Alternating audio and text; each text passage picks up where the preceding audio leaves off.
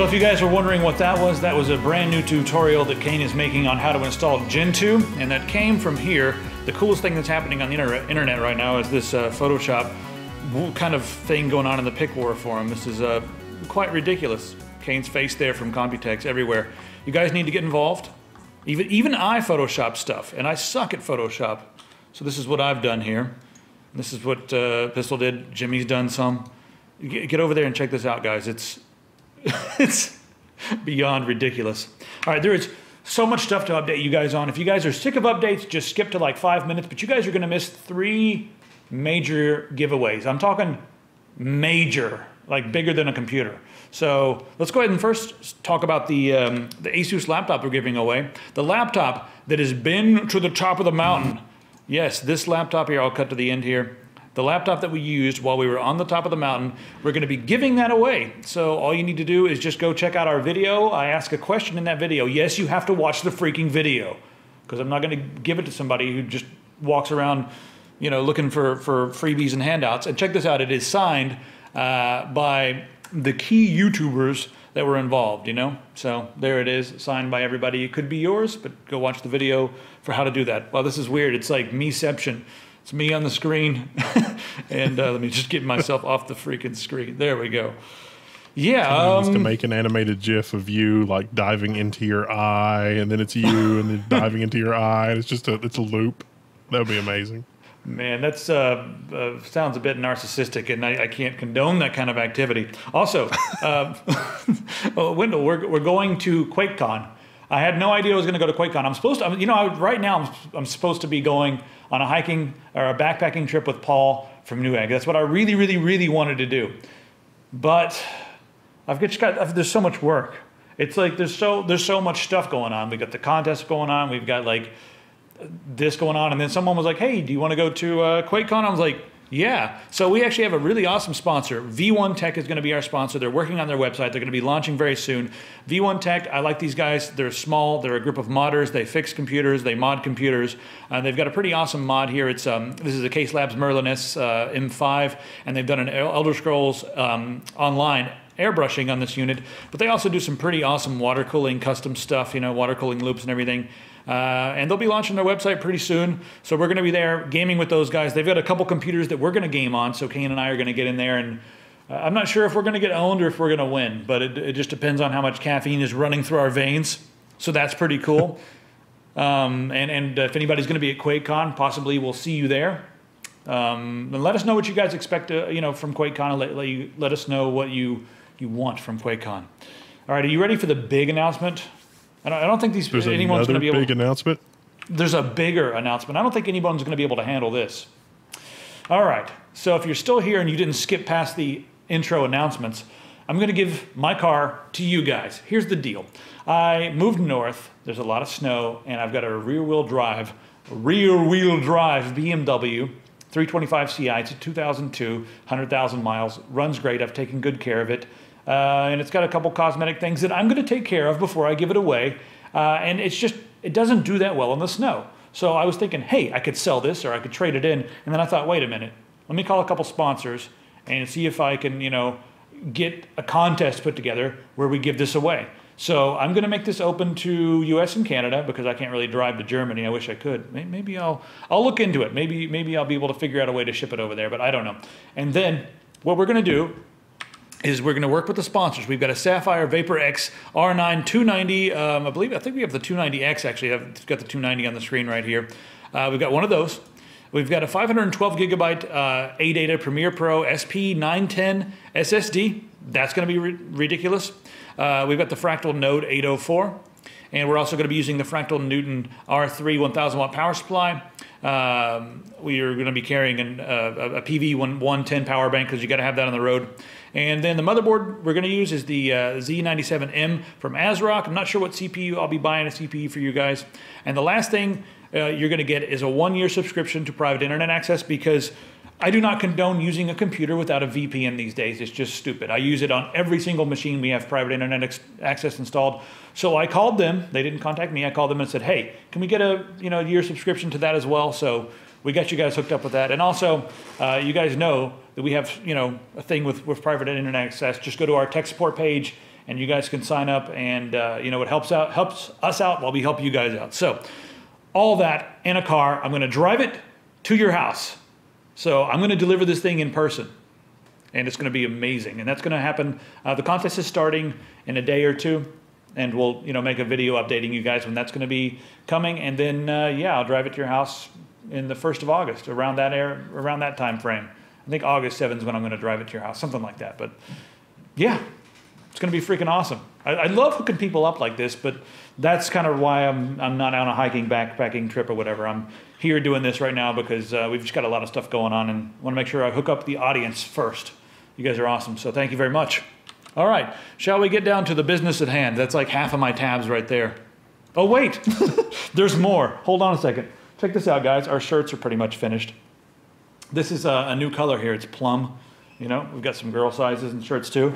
Got that over there. Of course, we've got the Highlander shirt right there. And our Highlander shirt has more teeth than Linus's Highlander shirt. So if you want something that's a little tougher looking, which, the Tech Syndicate styling with the black and white, and also on the back, check it out. We actually put a back on ours.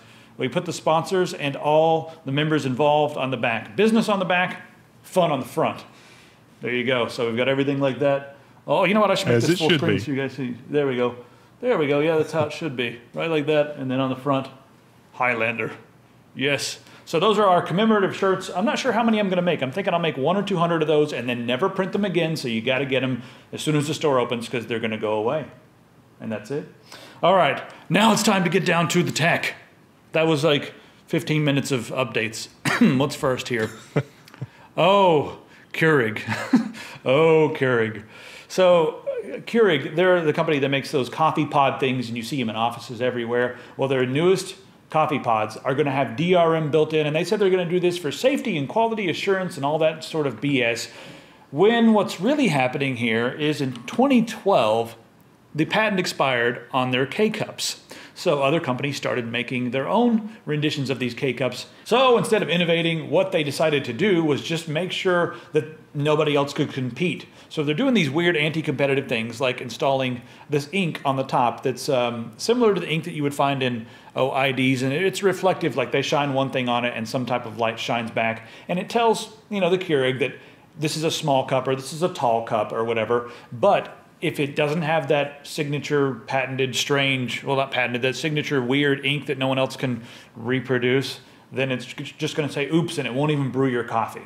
So instead of innovating, they're pushing other people out of the market. And you know what? I hope they go out of business. And it's rare that I say something like that about a company from Vermont, a normally innovative state.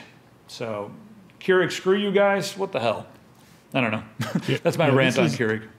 This is really crazy. It's the whole give the razor away but sell the razor blades thing, except they're not giving away the machine either. You still pay a pretty penny for these machines. So wait a second. I've got Agent Beard here to talk about Keurig. Keurig, we meet again. You claim your DRM on your coffee pods are for safety, huh? Well, explain your use of counterfeiting technology. A special ink, for that matter, similarly used by the U.S. Mint, to keep your machines from using third-party coffee pods. I see where this is going. A special ink by the U.S. Mint? Yeah. Keurig coins. The new cryptocurrency for caffeine addicts. Shame on you, Keurig. Shame on you.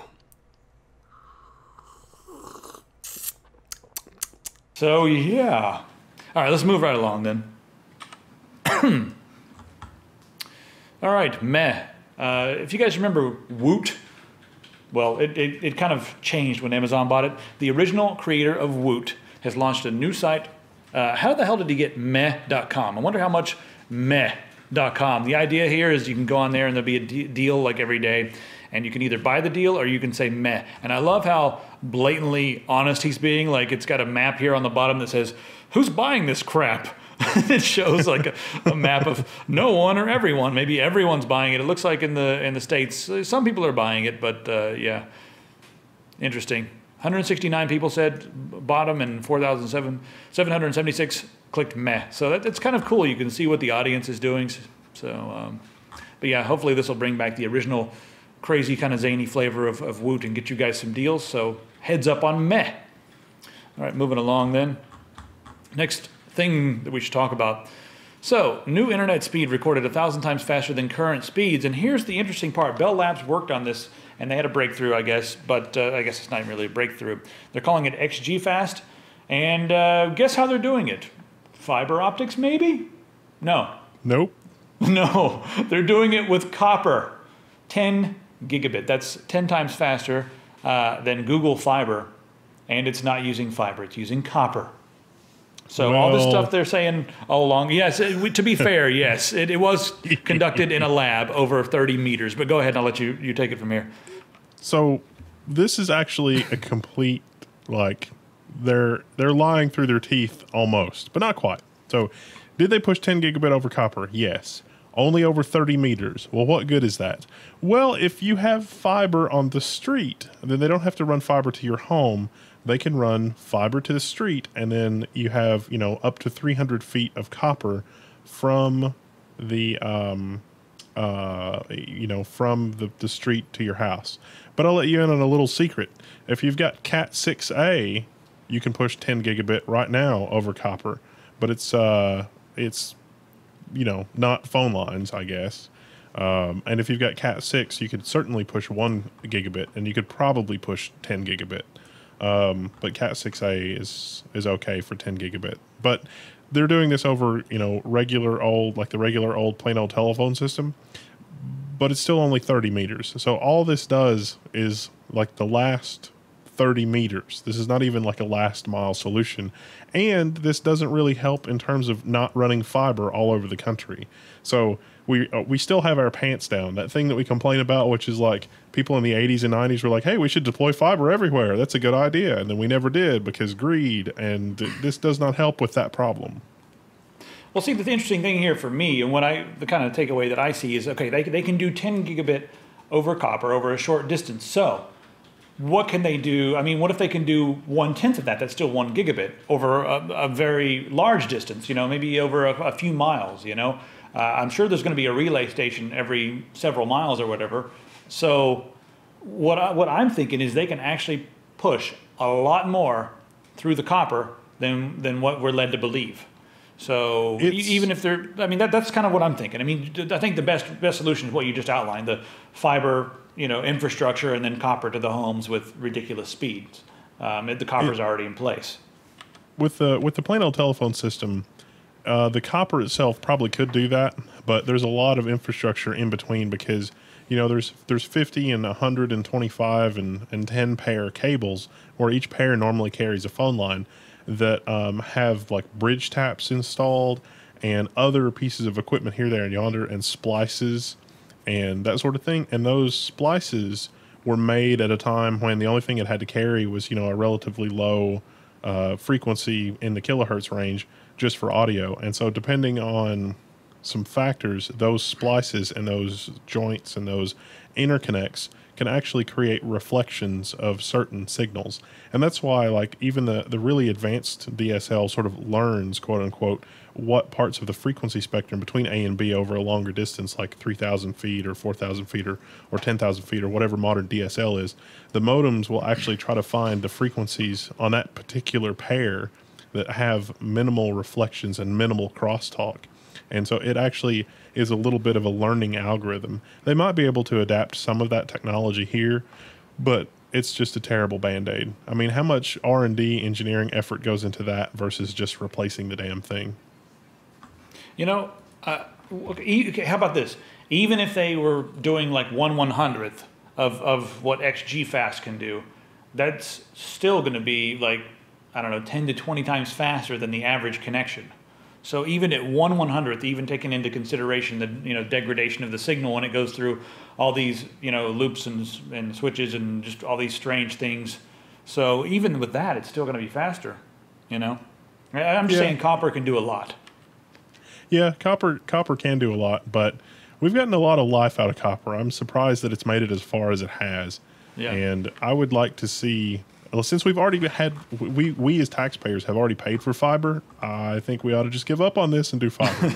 Yeah, you know what? I can agree with that as well, because the copper is not the next 100-year infrastructure solution. Fiber is the next 100-year infrastructure solution, because all you have to do when you want to upgrade is you don't have to rip up the wires, you don't have to lay new wires. You just change the box of technology on either end, and then magically it's like, oh, it's 10 gig, it's 100 gig, it's 40 gig, or whatever.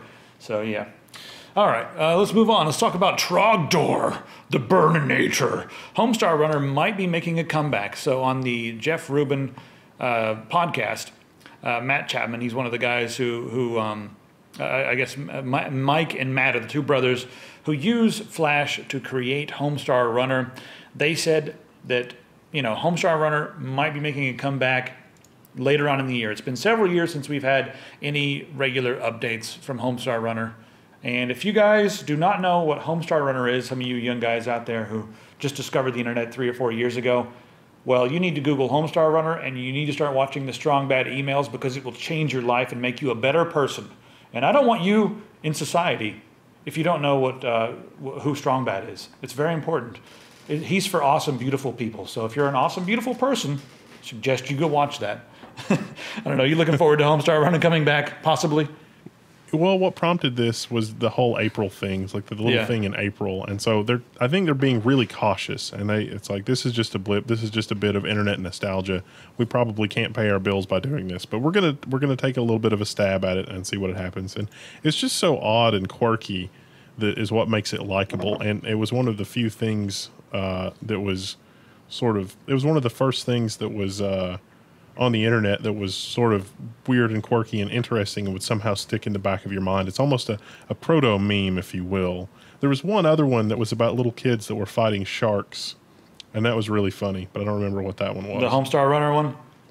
There's Homestar Runner, and there was another one that really stuck in the back of my head, and it was a bunch of like 4 or 5 year old kids, and that they had figured out that sharks from the ocean were dressing up as businessmen, and it was just really funny to watch that. And I remember this, but I don't remember what it is either. Someone in the comments, tell us what that was, because I do not remember what that was. It was sharks, you fishy bastards. All right. If you're on YouTube lately and you've seen some stuttering and that sort of thing, you might have seen this on the bottom of the screen. A little blue thing pops up that says, "Hey, are you experiencing interruptions? Find out why." And when you click on it, it looks at your ISP, then it tells you how it's doing and all this sort of thing. This gives you like a video quality report. So they're kind of quietly shaming the ISPs, as they should be doing. And Netflix did this in the past. It pissed off Verizon. They're like, hey, your Verizon connection is being throttled or slowed down, or it's experiencing traffic jam because they're not upgrading their services, or whatever it said. So I'm wondering how much this is going to piss off some of the ISPs. They're going to, who are they going to blame? Like, they're going to blame YouTube servers? They're going to blame Google? Like, seriously? I don't know. When Netflix did this, Verizon sent that cease and desist, and I expect that to happen in this case with Google as well. But Google really needs to draw attention to this, because the whole fast lane, slow lane nonsense, they're throttling YouTube already. YouTube is already in the slow lane.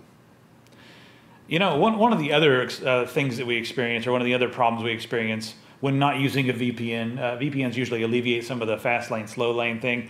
But one of the other problems is like geolocation blocking. So you get geo-blocking, I guess is the correct term. But let's say you live in some other country and you want to access content from Netflix. Well, certain things are only available in the USA because people are freaking crazy. I don't know why they wouldn't want to make their content available everywhere.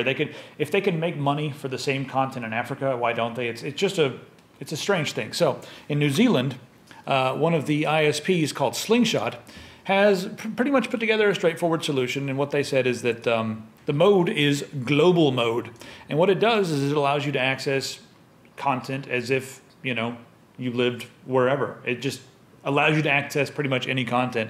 You've got to step back and look at the peering situation and the situation with ISPs themselves and the conglomeration of ISPs, because now ISPs, quote unquote, have purchasing power and conglomeration powers and whatever, because they own so many subscribers, they're treating them like a resource, which is what the cable industry's done for years. And you've got to look at the middle tier ISPs, which is really a trust, a public trust of companies that provide global internet access. And the trust of companies really doesn't have a voice or the PR machine or anything like that to address some of the abuses. And, you know, with like the Comcast Time Warner merger, you've got Mega ISP, and Mega ISP does have a PR wing because everyone in America hates their cable provider, especially Comcast and Time Warner. So these things don't really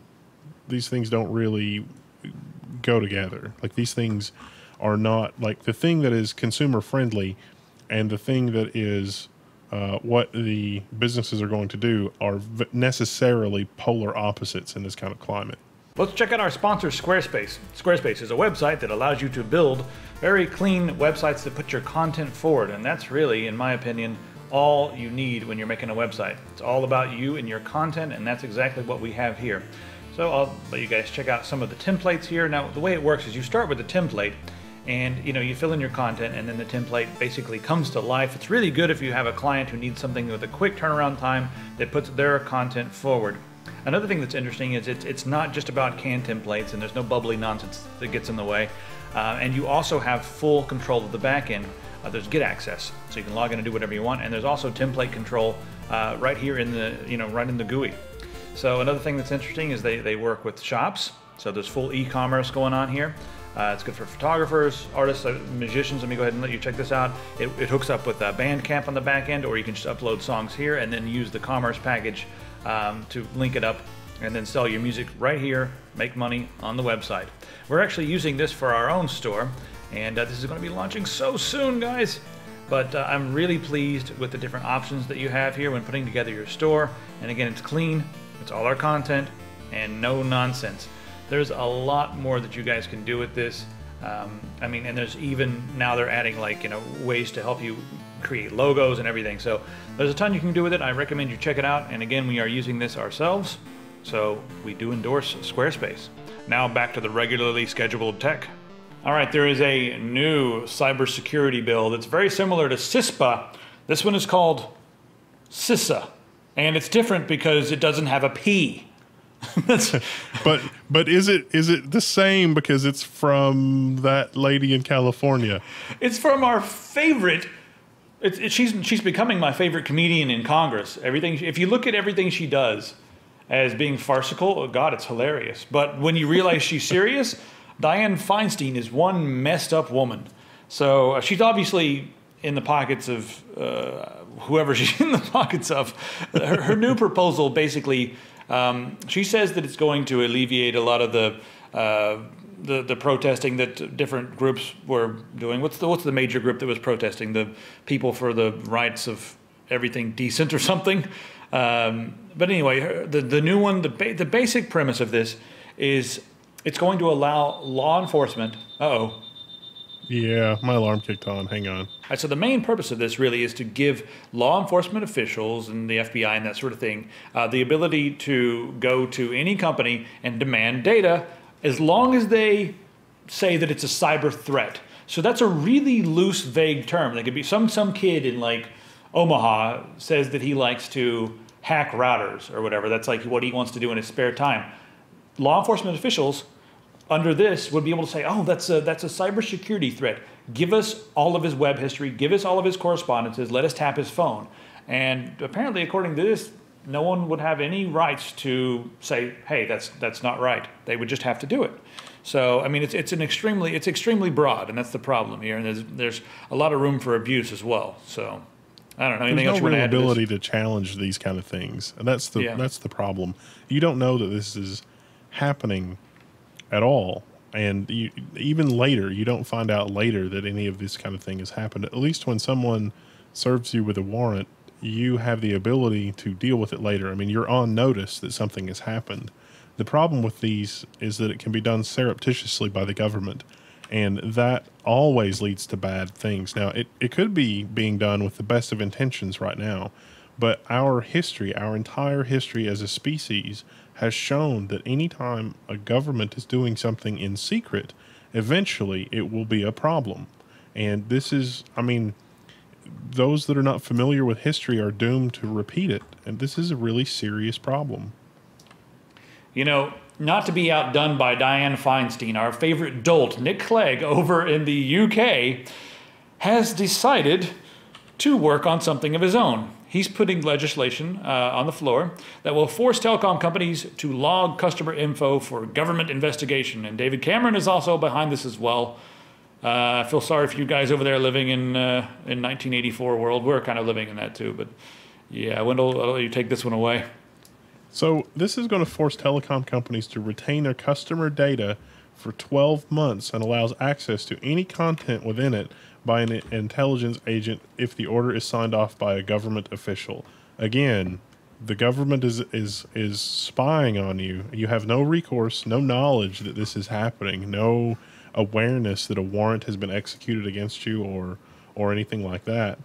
And it's done in the name of intelligence, but this is a wolf in sheep's clothing. This is not the intelligence community already operates outside the law. If they are, chasing Osama bin Laden, these kind of laws already don't matter. This is just making it easier for them to go after domestic abuses, or when they want to apply it domestically, they don't even have to bother with the parallel construction. Here in the States, we have a thing that's happening where you have like evidence gathered illegally, which would be inadmissible in court. And a lot of government operations are running operations in parallel where they could have, plausibly collected the evidence another way. And that is blatantly illegal here and completely unconstitutional. Well, the UK has similar constructs in their law, and this is an attempt to sort of move them from the shaky ground that they're on now to something that's a little bit more solidified. But to what end, I don't know. I mean, in both our countries, is the percentage of citizenry that is completely untrustworthy really that high? And if it is, I don't see anything being done against the business owners that caused kind of economic problems. HSBC and, the banks here in the States, they've done some hideously illegal things and nothing has happened. They were too big to fail, so we got to leave them alone. No jail time, nothing like that. This is a really scary time. They're seriously too worried about kids playing video games in the middle of like Nebraska or something to worry about the major banks. It's quite ridiculous. All right, speaking of something else that's ridiculous, last week the court decision, came down. I guess it was about a week or 2 weeks ago with Aereo, where they said that Aereo could no longer operate because they're acting as a cable provider, but they're not paying the broadcast fees. So now, if you guys missed that, Aereo is a company that lets you rent a broadcast antenna to receive high definition television signals and a DVR. You literally rent a 1-inch cube antenna and all the equipment necessary to receive signal from that antenna, and then you can stream television shows over the internet. Now, so like if I lived in New York City and I couldn't put an antenna up on my building for whatever, or let's say I was in the shadow of another building and I couldn't really pick up any television reception, I could subscribe to Aereo and they would pipe me that signal through the internet, basically, from their antenna. And if I don't live in New York City, then I can't get it because they don't let you subscribe to the service unless you could reasonably pick up the broadcast signal. And so what they were doing was leasing you an antenna so you could get that broadcast signal that you already have the right to based on where you live and the rules for broadcast. But the court said, no, that's too much like cable television service, because the whole point of cable television service was to bring broadcast television to people that could not pick up the signals. So we think Aereo is like broadcast television. And so Aereo their lawyers have gone back and said, oh, really? Are we? Is that what it is? All right. Well, if that's the case, then we are entitled to fair and reasonable negotiation of rates under the cable television charters. And so this is put a crimp in the broadcasters, because Aereo, which really doesn't have any infrastructure, certainly not the infrastructure of a cable television company, can deliver, by definition, cable television cheaper over the internet. And so now they want rates from broadcasters that are commensurate with what broadcasters pay, or with what cable companies pay broadcasters to carry their signals. And in our law, they have to negotiate in good faith. So the Aereo lawyers have created an interesting situation for broadcasters, and if the court doesn't act punitively, Aereo could survive as a quote-unquote cable TV company, even though it runs over the internet. So they would be broadcast. That'd be like the first internet-only TV broadcast company. I mean, everything else is like usually has like a cable component and then also an internet component. They're going to be purely internet. And I mean, given what the Supreme Court said, they said they're a cable company. So now they're like, hey, you said we're a cable company, so we're going to be a cable company. I think that's really hilarious. And if they are able to turn this around, they'll be able to broadcast way more than they were before, because they were only broadcasting the free, over-the-air broadcast stuff. If they're actually a cable company, they'll be able to strike deals with everyone from HBO to, I don't know who's not a broadcast, TBS, to all that stuff. They'll be able to broadcast all of that. And as long as they negotiate and pay the normal broadcasting fees, but maybe they're going to be able to turn a buck with this. How many of you out there would rather have internet on, internet, I guess, connected to whatever device, like your phone, your TV, whatever? That would be interesting. Let's think about this 3 moves ahead. Okay. All right. First, like background for 3 moves ahead, like assuming they get through this rough patch, because I think that where they are right now is a rough patch, and I don't know if they're going to get through it. But let's think about it. Cable television. Dish and Comcast and Time Warner and Charter, their set-top boxes are the dumbest things that I have ever seen in my life. They like not only I would say that they're made for, it's like an elderly person can't understand the cable box, or they're made for an elderly person that doesn't understand cable television, but that's not even true. I've never met an older person that comprehends how to run their cable box. It's a Christmas miracle if you could actually ever encounter somebody that can run that. Those boxes are the dumbest, like 1980s technology. It's like, oh look, we have a DVR. They have a god awful on-screen display. The on-screen display of Time Warner has ads. It is ridiculous. It is an excruciating. What? There's ads on their. I haven't used. Yes. Oh, what? Yes, it is. It's bad. And I bet they got a tip jar too. Yes, and so contrast this with like the Netflix experience, where you can browse on your computer, you can build a list based on your interest. It does all this stuff. So I'm not saying that the Netflix user experience could use a lot of work, in my opinion, as well. But contrast that to like the Netflix experience and like iTunes for finding media and consuming media, and Pandora and other things that let you consume media. The set-top cable box is a god-awful experience, and it costs cable companies a lot of money to run that. So here we have Aereo, which does not have an infrastructure component. Well, it has an infrastructure component as far as the antennas go, but it doesn't have an infrastructure component in terms of last mile delivery. Cable companies, by definition, have to give you that last mile cable delivery. So if they are able to get a fair rate, which under the law they should be able to negotiate a fair rate, their cost of operation, by definition, will be lower than the cost of operation of a cable company. A cable company has to provide internet access in order for Aereo to work, or DSL, or you have to get on the internet somehow. But in terms of cable television, an apples-to-apples situation, Aereo, by definition, will be cheaper than a cable company. And so this is going to be interesting to see how this plays out. It'll be interesting because I think it'll underscore the level of corruption in the system if they're not able to survive this. Because if they are doing things okay on the broadcast side, then they're okay under the law. But that's not what the courts have said.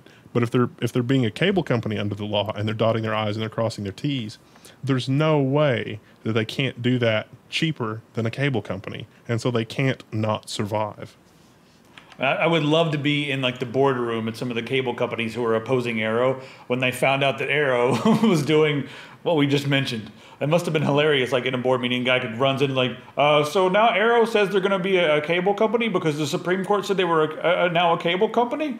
I would have loved to be in there. That would have been hilarious because it's totally backfired. Anyway, move on to our last article today. Microsoft CEO Satya Nadella released a giant manifesto that you guys can read about the future of the company. And, whereas before, I guess Ballmer said that Microsoft was going to be a devices and services company, Satya Nadella has laid it out in a new way, slightly different terms, I suppose. And he says here, at our core, Microsoft is the productivity and platform company for the mobile-first and cloud-first world. We will reinvent productivity to empower every person and every organization on the planet to do more and achieve more. And one of the major problems that they're fighting right now is that they are not in the top few as far as any of that goes. People come to work, they use their Android devices. A lot of times when people get a job, a high-level job at a bank or something like that, they get an iPhone, they get an iPad, they use those devices for productivity purposes. And Microsoft has not been in that picture. They're in the picture as far as, like Exchange and Outlook and Microsoft Office and that sort of thing. But he really wants to move in a slightly different direction. He also defended Xbox a lot, which is kind of worrying. But yeah, I don't know. Do you see Microsoft going in the right direction now, or at least in a better path now that Satya Nadella is in the lead, Wendell? It's really interesting. This is the most interesting thing from the memo, I think. Yeah, go ahead. A few months ago, on a call with investors, I quoted Nietzsche and said that we must have courage in the face of reality. Even more important, we must have courage in the face of opportunity. And so that, to me, like if I were to expand that and the general theme of the memo, he is saying Microsoft on its current path is doomed. And we must change the way that we think about products and services. We must change the way that we think about consumers and the cloud and devices and everything. And we must change the structure of the company to match. Now, I would have liked to have seen, like, to me, even though this is a wall of text, he's just saying, here are the problems, here are the ways that we've got to change. I'm going to need everybody's cooperation. Changes are coming. And he hints about what the changes will be, but there's not enough of a concrete terminology, concrete language in there for me to figure out what that is exactly. What I think that they should do is focus on the distribution of data and the ubiquity of devices. Treat devices like a generic screen and let people get at their stuff however they want. And that's something that they've said in their memos previously, but they're not really following through on it. Take, for example, like the original Surface RT or the Surface 2, not the Pro, but the actual Surfaces. Microsoft missed a tremendous opportunity to allow people to use those as a second screen device. Like if those had an HDMI input or a laptop input or something like that. So it's like you can use your Surface RT, but when you need something with a little more horsepower, like a real actual laptop, you can plug it in. But they're too focused on saying, I was like, this is going to be the one device, the true device that does everything. And it's like, well, not everybody's going to use it like that. You've got to give people an opportunity to use it a way that you don't see. And they're making that mistake over and over again. If you take that sort of thinking and you look at Xbox, they're even making those mistakes with Xbox. Look at Kinect. We're going to bundle Kinect with Xbox, and once people see it, it'll be amazing, and we'll totally do that. And now they're like, well, the Kinect thing, maybe that wasn't a good idea. We're not going to bundle Kinect because people are using it in ways we didn't expect. That's always going to happen. They did that with Windows 8. We've got this Metro thing. It's amazing. It's like, oh, it turns out, no, people don't want that. I mean, it's good on a tablet. It's good. I mean, it's a good design. It's a good interface. If 100% of your time is spent on a tablet style thing, but we're big boys. We've got desktop computers. We need to do work. And it's almost like they threw those people out the window. Yeah, well, if they keep forcing everyone into their way of doing things and their way of thinking, and it's like, we have put this together so that you can use it this way, and it must be done like this, and if you want to do it your own way, well, you're going to have to change and do it this way. This is the way we've designed it. So they're not enabling people at all. That's what they have to do. They have to enable. And right now they're kind of frustrating people, just like you said. So I think they need to be the company that enables. I was very pleased to see that they had like WiDi, wireless display technology, on the Surface Pro 3. I have not tested that and verified that it's there. It looks like the hardware is there, but that's good because that means you could use your Surface to, throw video to a home entertainment system or to throw this, that, and the other. They did the home media stuff, like the Windows Media Server and Windows Home Server with like media capture, and it was a pretty cool thing, but they stopped just short of a completely cohesive ecosystem, and I'm not really sure why. And that's also a common pattern with Microsoft, is they get all the little tools together and they just don't quite bring it together in a really polished package that everybody's ready to do stuff with. And I don't know why that is. I don't know what the barrier is, but they've got to step back and let people use technology the way that they want to use it and not try to force them down a path. And if they did that, it would completely change Microsoft's outlook on everything. They would be able to take over the universe again. Well, even in here, in part of his manifesto, he's talking about how he wants to give customers the experience that they need, and need is a good thing. You want to take care of their needs, but more importantly, let's change the word need to want. Give the customers the experience that they want. And now you're enabling them instead of forcing them to use what you have defined as their needs. And that's the key thing about Microsoft. They always think they know what's best for their customers instead of allowing their customers to tell them what's best, or just giving their customers the tools to do things in their own way. So yeah, totally agree with you here. And it's going to be interesting. I mean, Satya Nadella is now getting settled in and now saying things like, hey, there are going to be new jobs and mergers and acquisitions, and things are going to change, and the philosophies are going to change, and your team here at Microsoft better be doing things in new ways and thinking outside of the box or whatever. So he's getting set, now that he's been, I guess, getting settled down. Now he's getting set in, and he's going to do some things. So it'll be interesting to see what happens to Microsoft with him at the helm for the next few years. And yeah, I don't know. Could be interesting. You just got to get rid of Xbox. That whole platform's got to go, guys. It's trash. It's the worst walled garden I've ever seen. Okay, here's an out of the box idea for you, Microsoft. The Xbox, you've got the x86 architecture, basically.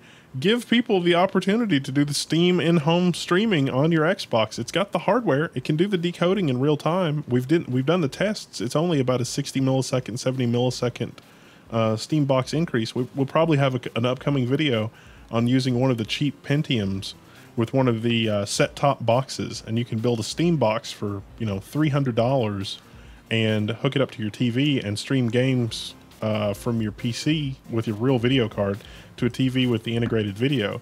Microsoft could do that tomorrow with Xbox. It's like, oh yeah, you can use Xbox for gaming, but you can also use it for other stuff. PS3 in my household never was really used for games. It was used for apps and hacking and Linux and other stuff. I mean, don't try to pigeonhole people. Yep, we had a PS3 once, and I've never played a game on the damn thing. It was exactly for that. It was for Netflix and movie watching, and hey, now we've got some internet, capabilities on the TV in the living room, and that's, well, I should say it wasn't my PS3, but my roommate had a PS3, and that's all we ever used it for.